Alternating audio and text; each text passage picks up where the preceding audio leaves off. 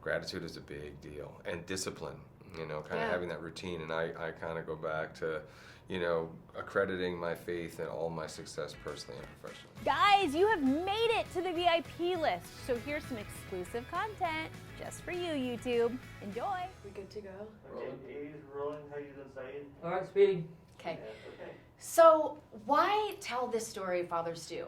Why, what, and I know this is a big passion project for you. How long did it take you guys to come up with the film, and why tell this story? It's taken 6 years to get it to the big screen. I think it was definitely well worth the wait. It's a very important story, especially in these difficult times where everybody's struggling with things that they wouldn't normally be dealing with COVID and everything else. And it's just touching so many people. I couldn't find any reasons not to make the movie. I think it was also calling me as a man of faith to do something that represented my faith and the importance of that. And it's a really inspiring story. Yeah, I agree. I learned a lot from it, and watching it, I personally felt like human, if that makes sense. I feel like at the end of the day, we're all just human, and that the movie really kind of reflected that we have to be there for one another. And what do you intend for audiences to get out of it? Well, you just touched on it. I mean, ultimately, right, for people to see the good in for people, to not give up on people, to not turn their backs on them. People need to know that we're rooting for them, we support them, we accept them for who they are. And also, all of us challenging each other just to do a little bit better, to be a little bit better, Yeah. I think, doing good things feels really good. It's really rewarding. And so, extend the love a little bit. Yeah, love the love.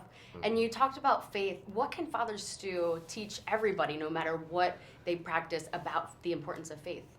Yes, just to continue to have it. I think if we're lucky enough to get older, we're going to be faced with different problems. I mean, I've suffered so much loss and adversity over the last 2 years, things I never thought I'd experience, and my faith gives me comfort through that. So, finding your higher power, whatever it is, and your calling and your role, because everybody is expected to do something. Not everybody's called to the priesthood or to making movies about these kind of remarkable people, but we're all called to do our part. Yeah, absolutely. And you playing this part, what did you personally learn from telling the story and being Father Stu? Oh gosh, I'm still now. Stu has really kind of gotten a hold of me now, and he's challenging me to do a lot more all the time.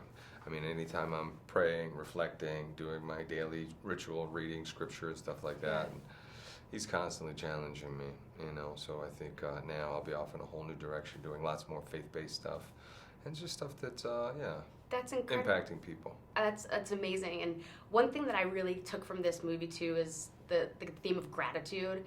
And I believe there was a line that said something about, life can give you so many things to be angry about, but you only need one thing to be grateful for. And I can't stop thinking about that. And what do you think about gratitude and what that can do in our lives? Well, gratitude for me, people always ask, well, why are you still so disciplined? You've had so much success. Because I'm grateful that I have an opportunity. I never want to do anything to mess it up. And I start by expressing my gratitude every day.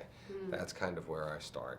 And then from that point on, then I'm kind of, just focusing on the things that I know are put in front of me for a reason, and to recognize where I should be focusing my time, my energy, and efforts. But gratitude is a big deal. And discipline, kind of having that routine. And I kind of go back to, accrediting my faith in all my success personally and professionally. And talking about discipline, I know that you're a big proponent of F45, and talk to me about some of the body changes, mental and physical preparations that went into this film.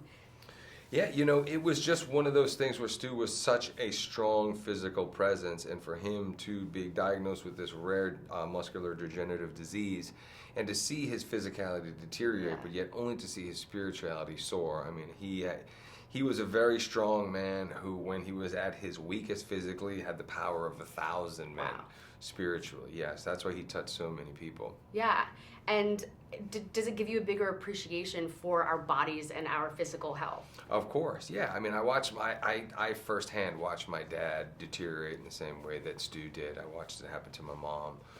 So I've seen it firsthand, and I always am a big advocate for trying to eat right and exercise, but also the spiritual exercise is equally as important. And you can't hold on to it forever, but I would like to be able to move and walk and play with my kids and hopefully with my grandchildren one day. Yeah, and then what you said too, like when your physical health maybe is deteriorating, that spirit and that faith can just really resonate and shine through. Yeah, well, at the end of the day, that's the most important. Yeah, absolutely. And what do you think Father Stu would say if he was here and watched it? I think he would have gotten a real kick out of the movie, and then he'd probably be saying, "What's next?" And if he ever heard one of my confessions, he was saying, "I'm so boring."